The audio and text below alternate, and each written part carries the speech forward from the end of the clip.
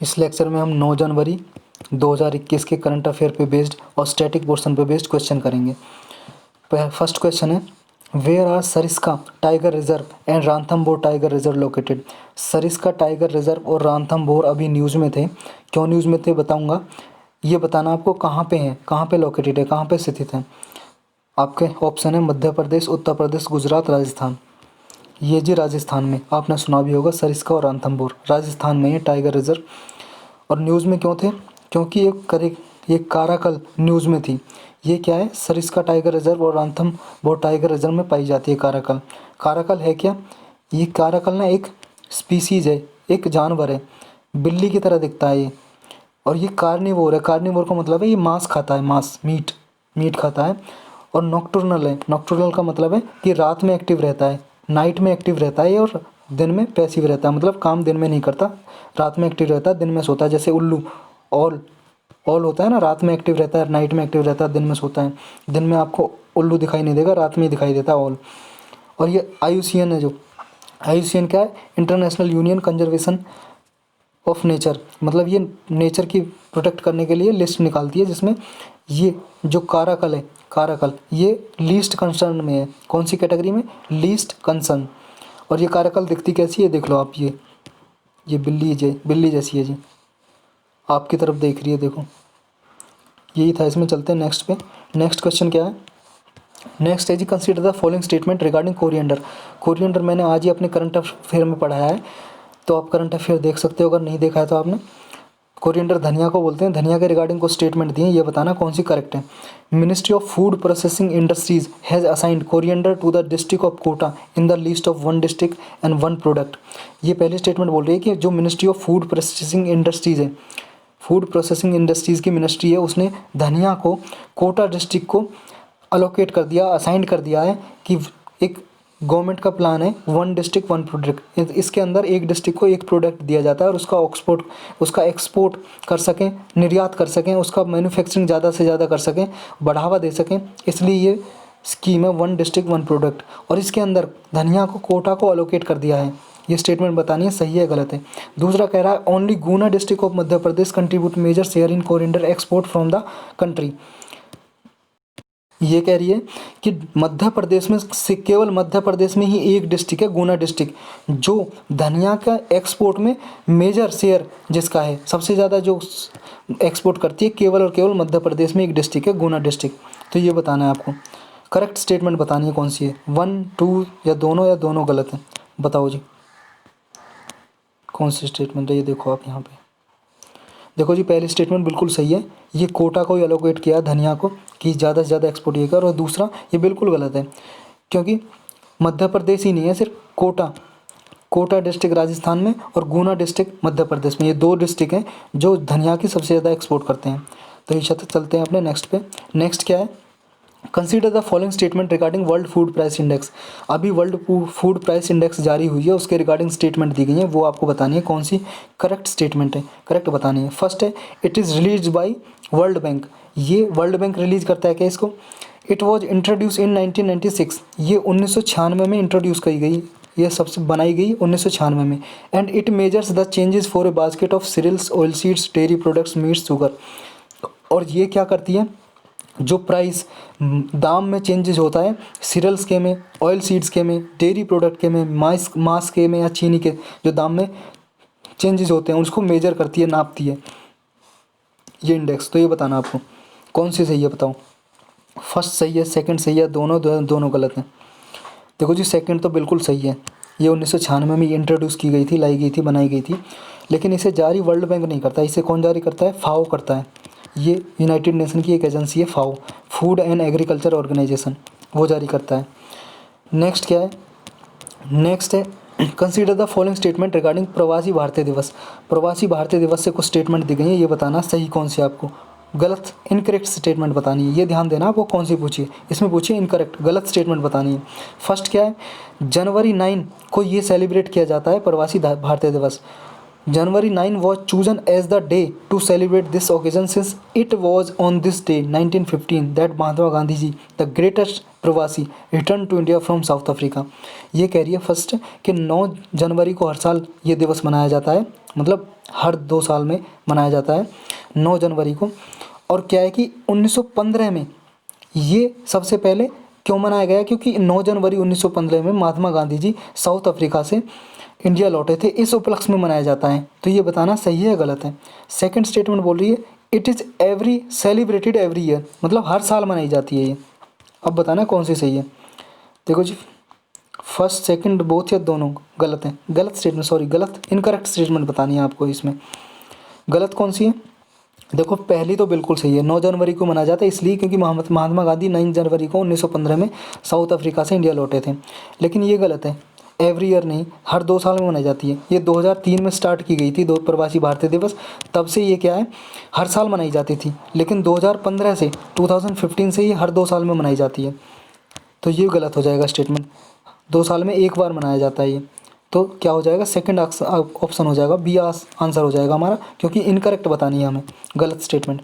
Next क्या है, next है जी हमारा for filing public interest litigation the supreme court invokes which of the following jurisdiction under them. जो PIL होती है, PIL को फाइल करने के लिए सुप्रीम कोर्ट कौन से जुरिस्डिक्शन को यूज करता है जब PIL फाइल की जाती है। कोई भी जब पब्लिक इंटरेस्ट लिटिगेशन फाइल करता है, दर्ज करता है याचिका सुप्रीम कोर्ट में, तो ये कौन से उसके जुरिस्डिक्शन के अंदर आती है, कौन सी पावर के अंडर आती है। एडवाइजरी जुरिस्डिक्शन के अंदर, रिट के अंदर, अपेलेट के अंदर, या ओरिजिनल जुरिस्डिक्शन के अंदर। इसका आंसर है जी रिट। PIL किसके अंदर आती है, रिट जुरिस्डिक्शन। आपने रिट को पढ़ा भी होगा, आर्टिकल 32 में दिए गए ये रिट 32 में। आर्टिकल 32 के अंदर क्या है, सुप्रीम कोर्ट जारी कर सकता है, और आर्टिकल 226 के अंदर हाई कोर्ट रिट जारी कर सकता है। ये 5 तरह की रिट दी गई हैं, आपने लक्ष्मीकांत में पढ़ा भी होगा। ये मान लो कोई फंडामेंटल राइट का उल्लंघन हो रहा है, मूल कर्तव्य का, मौलिक कर्तव्य का, तो रिट जारी कर सकता है सुप्रीम कोर्ट। और एडवाइजरी जुरिस्डिक्शन क्या होते हैं, एडवाइजरी जुरिस्डिक्शन होता है कि मान लो प्रेसिडेंट एडवाइस ले सकता है किससे, सुप्रीम कोर्ट से। तो सुप्रीम कोर्ट क्या है, एडवाइस देता है, लेकिन बाइंडिंग नहीं है सुप्रीम कोर्ट पे कि एडवाइस देगा ही देगा, कोई बाध्यकारी नहीं है, अनिवार्य नहीं है। और जो सुप्रीम कोर्ट ने एक बार एडवाइस दे दी ना प्रेसिडेंट को, ये भी बाइंडिंग नहीं है कि सुप्रीम कोर्ट उस एडवाइस को माने, इसकी मर्जी की बात है। तो याद रखना दोनों तरीके में, अगर प्रेसिडेंट पूछे एडवाइस तो सुप्रीम कोर्ट की मर्जी है वो दे या ना दे, और सुप्रीम कोर्ट दे एडवाइस तो प्रेसिडेंट की मर्जी है उसकी एडवाइस को माने या ना माने। और अपेलेट जुरिस्डिक्शन होता है जब अपील की जाती है, मान लो हाई कोर्ट में कोई डिसीजन चल रहा है, इसमें डिसीजन को इसका केस आने के बाद फिर हाई कोर्ट के बाद सुप्रीम कोर्ट में अपील की जाती है, तो ये अपेलेट जुरिस्डिक्शन। ओरिजिनल जुरिस्डिक्शन आता है जी, मान लो स्टेट और सेंटर के बीच में कोई डिस्प्यूट चल रहा है तो वो आता है ओरिजिनल में। चलते हैं नेक्स्ट पे। Next, consider the following statement regarding special marriage act 1872। ये स्पेशल मैरिज एक्ट के बारे में बताना आपको, कुछ स्टेटमेंट दी गई हैं। ये मैंने क्वेश्चन क्यों पूछा है, देखो 2020 के प्रीलिम में, UPSC के प्रीलिम में एक क्वेश्चन आया था, रखमाबाई आपने सब पढ़ा होगा। ये आप सोच रहे होंगे ये तो क्या है, हिस्ट्री से क्वेश्चन है, इसे कैसे याद करें। हिस्ट्री से जरूर है ये क्वेश्चन, लेकिन पूछा जाता है करंट के जो न्यूज़ चल रही होती है। करंट में न्यूज़ थी एज ऑफ कंसेंट, मतलब एज ऑफ कंसेंट क्या होता है कि लड़की की जो शादी की एज है ना उसको बढ़ाया जाए, ये न्यूज़ में था बहुत दिनों से। तो इसलिए हिस्ट्री से एग्जाम्पल पूछा UPSC ने कि हिस्ट्री में ऐसा केस कौन सा केस था, और वो केस था रखमाबाई का, जो लड़कियों की एज से रिलेटेड था, शादी की एज से, कितनी एज होनी चाहिए, एज ऑफ कंसेंट। तो इसलिए रखमाबाई से क्वेश्चन पूछा। और अभी भी ये केस चल रहा है किससे, अभी पता है आपको कि मैरिज से रिलेटेड कितने लॉ बनाए जा रहे हैं, धर्म कन्वर्जन से रिलेटेड इससे। तो ये एक्ट बहुत है, क्योंकि जो स्पेशल मैरिज एक्ट है इसके थ्रू ही क्या है कि एक धर्म से दूसरे धर्म में कोई शादी करता है, इस एक्ट के थ्रू की जाती है। तो इसलिए इस एक्ट से मैंने क्वेश्चन पूछा है। तो इस रिगार्डिंग कुछ दी गई है स्टेटमेंट, ये बताना है आपको। It was enacted following A campaign launched by ब्रह्म समाज फॉर सिंपलर मैरिज सेरेमनीज। ये फर्स्ट स्टेटमेंट बोल रही है कि जो ये 1872 का जो एक्ट है, स्पेशल मैरिज एक्ट, ब्रह्म समाज ने कैंपेन किया था, अभियान चलाया था कि जो मैरिज सेरेमनी है, शादियाँ हो सिंपल तरीके से हों, साधारण तरीके से हों। उसके बाद ये ब्रिटिश गवर्नमेंट ने, तब तो ब्रिटिश का राज था ना 1872 में, तो उसके बाद ब्रिटिश गवर्नमेंट ने ये एक्ट लाया था। तो पहली स्टेटमेंट ये बोल रही है, ये बताना सही है, सही स्टेटमेंट बतानी है। सेकंड बोल रही है it prohibited the interfaith marriages. ये कह रही है कि जो इंटरफेथ मैरिजेज होती हैं, एक धर्म से दूसरे धर्म में मैरिज, एक कास्ट से दूसरी कास्ट में मैरिज, उसको ये रोकती है, लगाम लगाता है ये एक्ट। तो आपको करेक्ट बताना है कौन सी, फर्स्ट सेकंड दोनों या दोनों गलत हैं। देखो जी पहली बिल्कुल सही है। ब्रह्म समाज ने क्या किया था, केशव चंद्र सेन जी थे ब्रह्म समाज के उस टाइम पे प्रेसिडेंट, 1860 में कैंपेन चलाया था। किस लिए, कि साधारण तरीके से शादियां की जाएं। उसके बाद से गवर्नमेंट ने स्पेशल मैरिज एक्ट 1872 में बनाया था। और दूसरी स्टेटमेंट बिल्कुल गलत है, क्योंकि ये इंटरफेथ मैरिज को प्रोहिबिट नहीं करती बल्कि बढ़ावा देती, इनकरेज करता है ये एक्ट, कि ताकि एक धर्म से दूसरे धर्म में शादी हो, लोग शादी करें एक कास्ट से दूसरे कास्ट में। इससे क्या होगा, समाज में क्या आएगी, पीस हार्मनी आएगी, कि लोगों में जो घृणाएं कम होगी। तो ये क्या है, रोकता नहीं है बल्कि बढ़ावा देता है। तो ये फर्स्ट इसका आंसर हो जाएगा ए।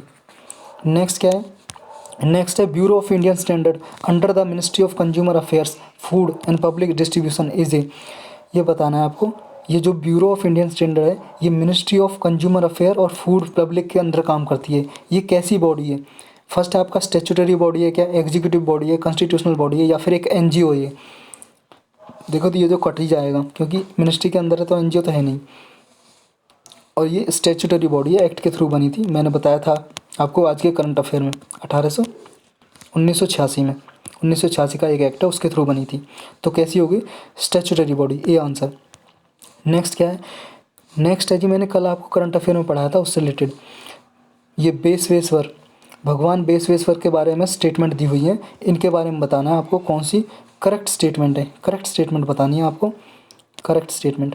तो फर्स्ट स्टेटमेंट क्या बोलती है, फर्स्ट बोलती है ही लेड, ही कौन, Basaveshwara, led vachana reformist movement in 12th century.